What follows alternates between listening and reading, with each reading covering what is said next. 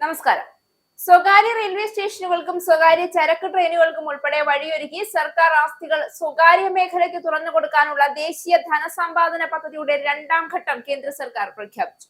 ഉടമസ്ഥാവകാശം കൈമാറാതെ ആസ്തികൾ നിശ്ചിത കാലയളവിലേക്ക് സ്വകാര്യ സ്ഥാപനങ്ങൾക്ക് നൽകി പണം സമാഹരിക്കുകയാണ് ലക്ഷ്യം. ഇത് ഫലത്തിൽ സ്വകാര്യവൽക്കരണം തന്നെയാണ് എന്നാൽ വിമർശനമുയരുന്നു. സമ്പത്ത് വിറ്റൊഴിയുന്നില്ല, ഉപയോഗാവകാശം മാത്രം നൽകുന്നു എന്ന വാദം സാങ്കേതികമായി ശരിയായിരിക്കാം. പക്ഷേ പ്രായോഗികമായി നിയന്ത്രണവും ലാഭവും സ്വകാര്യ മേഖലയിലേക്ക് മാറുമ്പോൾ പൊതുജനങ്ങളുടെ പങ്ക് കുറയുന്നില്ലേ എന്ന ചോദ്യം ഉയരുകയാണ്. അടുത്ത 5 വർഷത്തിനിടെ 16.72 ലക്ഷം കോടി രൂപ സമാഹരിക്കാനാണ് ലക്ഷ്യമിടുന്നത്. സ്വകാര്യ നിക്ഷേപമായി മാത്രം 5.8 ലക്ഷം കോടി രൂപയാണ് പ്രതീക്ഷിക്കുന്നത്. ഊർജം 2.76 ലക്ഷം കോടി രൂപ, തുറമുഖം 2.63 ലക്ഷം കോടി രൂപ, റെയിൽവേ 2.62 ലക്ഷം കോടി രൂപ, കൽക്കരി 2.16 ലക്ഷം കോടി രൂപ എന്നിങ്ങനെയാണ് സർക്കാർ ലക്ഷ്യമിടുന്നത്. പൊതു സ്വകാര്യ പങ്കാളിത്തമുള്ള PPP മോഡൽ അടക്കം ഓരോ മേഖലയ്ക്ക് യോജിച്ച ധനസമ്പാദന രീതിയാകും തിരഞ്ഞെടുക്കുക. റെയിൽവേയിൽ ഇതിന്റെ ഭാഗമായി 180 പുതിയ ചരക്ക് ട്രെയിനുകൾക്കുള്ള വാഗണുകൾ സ്വകാര്യ കമ്പനികൾ വാങ്ങി പ്രവർത്തിപ്പിക്കും. ചില റെയിൽവേ സ്റ്റേഷനുകൾ സ്വകാര്യ കമ്പനികളുടെ സഹായത്തോടെ വികസിപ്പിക്കുകയും പരിപാലന ചുമതല ഏൽപ്പിക്കുകയും ചെയ്യും.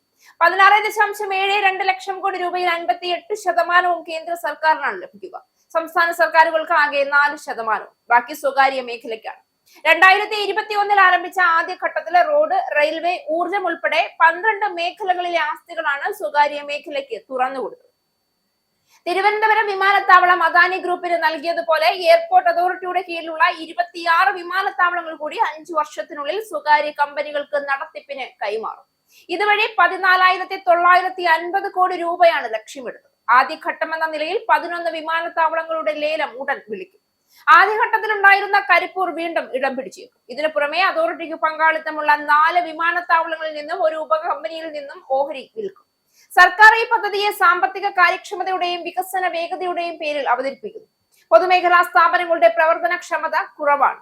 സ്വകാര്യ പങ്കാളിത്തം വരുമ്പോൾ സേവന നിലവാരം ഉയരും, നിക്ഷേപം വർദ്ധിക്കും എന്നുള്ളതാണ് ഔദ്യോഗിക നിലപാട്. എന്നാൽ ഇതിന്റെ മറുവശത്ത് സാമൂഹിക ബാധ്യതകളുടെ ചുരുക്കം, തൊഴിലവസരങ്ങളിലെ അനിശ്ചിതത്വം, നിരക്കുകളുടെ വർധന എന്നിവ ഭീഷണിയായി തന്നെ നിലനിൽക്കുന്നു. ലാഭപ്രേരിതമായ സ്വകാര്യ സ്ഥാപനങ്ങൾ പൊതുസേവനത്തിന്റെ സാമൂഹിക ഉത്തരവാദിത്വം എത്രത്തോളം ഏറ്റെടുക്കുമെന്നത് സംശയകരമാണ്. പ്രത്യേകിച്ച് റെയിൽവേ പോലുള്ള മേഖലയിൽ ലാഭകരമല്ലാത്ത പാതകൾ ഉപേക്ഷിക്കപ്പെടാനും സാധാരണ ജനങ്ങൾക്ക് കൂടുതൽ സാമ്പത്തിക ഭാരം ഉണ്ടാകാനും സാധ്യതയുണ്ട്. മോദി സർക്കാരിന്റെ വികസന മാതൃകയിൽ സ്വകാര്യവൽക്കരണം ഒരു മുഖ്യ തന്ത്രമായി മാറിയിരിക്കുകയാണെന്ന വിമർശനം ഇതോടെ ശക്തമാവുകയാണ്. ദേശീയ സമ്പത്ത് ദീർഘകാല കരാറുകളിലൂടെ കോർപ്പറേറ്റ് കമ്പനികൾക്ക് കൈമാറുമ്പോൾ ജനാധിപത്യ നിയന്ത്രണം ദുർബലമാകുമോ എന്ന ആശങ്കയും ഉയരുന്നുണ്ട്.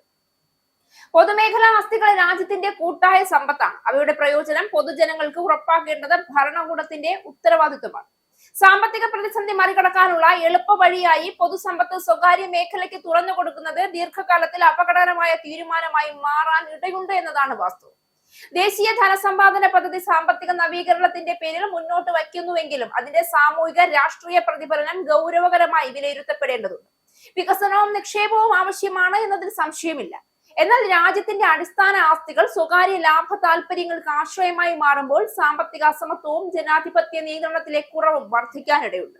പൊതുസമ്പത്ത് സംരക്ഷിക്കപ്പെടുകയും ജനങ്ങളുടെ താല്പര്യം മുൻനിർത്തിയുള്ള സുതാര്യമായ ചർച്ചകൾ നടക്കുകയും ചെയ്യുമ്പോഴേ ഇത്തരം നയങ്ങൾക്ക് ന്യായീകരണം ലഭ്യമാകും.